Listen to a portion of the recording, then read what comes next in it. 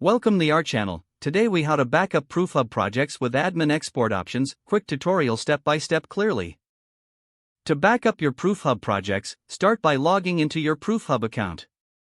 Navigate to the specific project you want to backup. Once you're in the project, locate the admin options. Click on the admin tab in the projects menu. In the admin options, look for export project or similar wording.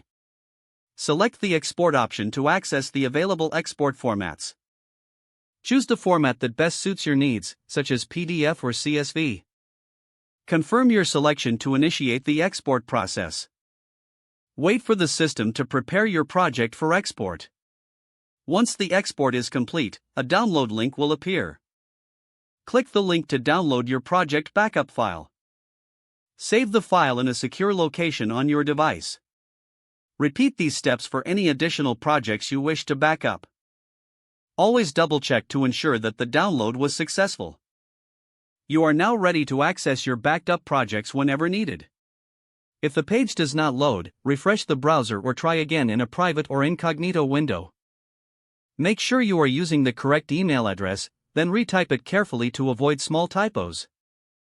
If your password is not accepted, use the reset option and create a new strong password you can remember.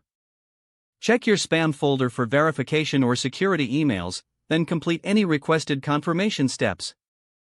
Enable two-factor authentication if available to improve account security and reduce unauthorized access risk. After signing in, review your profile details so your contact information and settings are accurate and current. If you see an error message, note it down and try again after restarting your device and internet connection.